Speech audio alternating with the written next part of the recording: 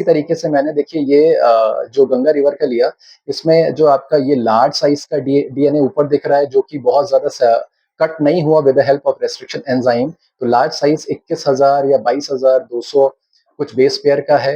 ये लिखी है मैंने कितनी मैंने क्वांटिटी जो मतलब क्वांटिटी ली है डीएनए की उसका इसकी क्वांटिटी लिखी है माइक्रोग्राम में।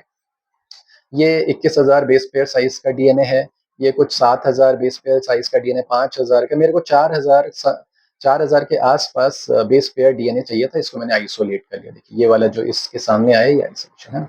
ठीक है, इस तरीके से हम जो डीएनए बैंड का आइसोलेशन करते हैं with the help of gel electrophoretic apparatus, इन्हें आप ये पढ़ेंगे 12th क्लास में बच्चे।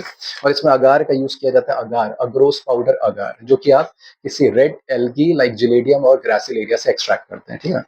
अच्छा, तो देखिए ये जो डीएनए की पिक्चर भी मैंने ली है, ये पिक्चर को देखिएगा, ये वही है जो मैं कह रहा हूँ 1500 base pair gene of interest मैंने आइसोलेट किया। तो आप देख सकते हैं ये साइड में मॉलिक्यूलर मार्कर्स होते हैं, आप ये मार्कर लगाते हैं क्योंकि आप कितने साइज का आपको डीएनए मिलेगा उसका कंपैरिजन करना होता है with the help of molecular marker.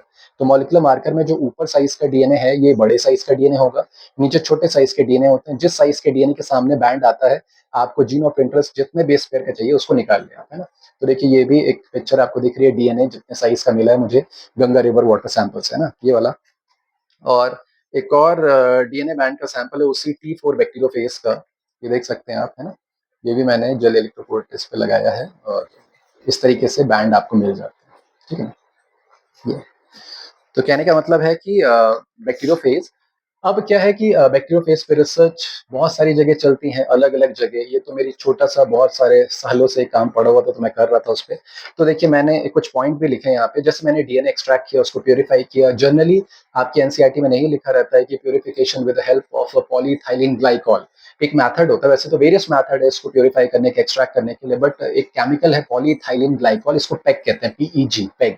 With the help of polyethylene glycol इसको एक्सट्रैक्ट करते हैं, प्यूरिफाई करते हैं, देन हम डीएनए को सैंपल में से निकालते हैं, यानी कि हम एक तरीके से प्रेसिपिटेट आउट करके निकाल रहे हैं, और ये एनसीईआरटी में दिया हुआ है। आप उस प्रोसेस को बोलते हैं स्पूलिंग, है ना? डीएनए को एक्सट्रैक्ट करके, प्यूरिफाई करके, प्रेसिपिटेट आउट करके निकालना, स्पूलिंग। ये सब किया। देन हमने उस बैक्टीरियोफेज के जीनोम का जब हमने देखा तो उसकी सीक्वेंसिंग करते हैं, जीनोम सीक्वेंसिंग। जैसे आप 12th क्लास के बच्चे अगर पढ़ेंगे मॉलिक्यूलर बेसिस ऑफ इनहेरिटेंस में ह्यूमन जीनोम प्रोजेक्ट, तो उसमें काफी टाइम लगे क्योंकि लार्ज साइज का डीएनए 10⁹ बेस पेयर का, ये तो इतना ज्यादा है नहीं। तो ये 1,69,000 बेस पेयर का, तो उसमें कम टाइम लगता है। तो पूरी जीनोम सीक्वेंसिंग बैक्टीरियोफेज, अलग अलग टाइप के बैक्टीरियोफेज की सीक्वेंसिंग हो चुकी है, हमने भी इस पे काम किया। और इससे पता लगता है कि ये डिफरेंट टाइप के बैक्टीरिया को जब ये टारगेट करता है, क्योंकि बैक्टीरियोफेज इन्फेक्ट करता है, इनगल्फ करता है बैक्टीरिया को, अपना जीनोम, अपना डीएनए, आरएनए उसमें रिलीज करता है, जो बैक्टीरियल डीएनए को एक तरीके से हार्म करता है, उसको इन्फेक्ट करता है, उसको किल कर देता है। तो बैक्टीरिया के जेनेटिक्स, आपके जेनेटिक स्टडी में बैक्टीरिया की डिजीज कॉजिंग प्रॉपर्टी में कैसे रोल प्ले कर सकता है बैक्टीरियोफेज का जीनोम, ये स्टडी करने में भी हम एक इस तरीके से पता लगा सकते हैं।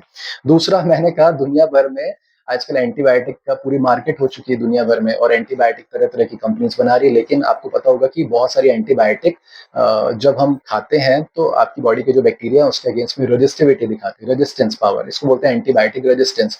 और ये कहा जाता है कि आज के कुछ सालों बाद, आज के 40-50 साल बाद, ये बहुत बड़ी प्रॉब्लम होने वाली है कि एंटीबायोटिक रेजिस्टेंस हो गया, बहुत सारे बैक्टीरिया एंटीबायोटिक से किल ही नहीं होंगे। तो उसके ऑल्टरनेटिव के तौर पे हम फास्ट थेरेपी को देख रहे हैं। फास्ट मतलब बैक्टीरियोफेज या बैक्टीरियोफाज थेरेपी, यानी क्योंकि बैक्टीरियोफेज आपके बैक्टीरिया को किल करते हैं, उनको हार्म करते हैं, तो क्यों ना इसके ऑल्टरनेटिव के तौर पे हम, यानी जिन बैक्टीरिया का ट्रीटमेंट एंटीबायोटिक नहीं कर पा रही खास तौर पे, उनको हम फास्ट थेरेपी से ट्रीट करें, बैक्टीरियोफाज थेरेपी से ट्रीट करें, क्योंकि ये बैक्टीरिया को किल करता है ना। इस पे बहुत ज्यादा रिसर्च और काम चल रहा है आज के टाइम भी।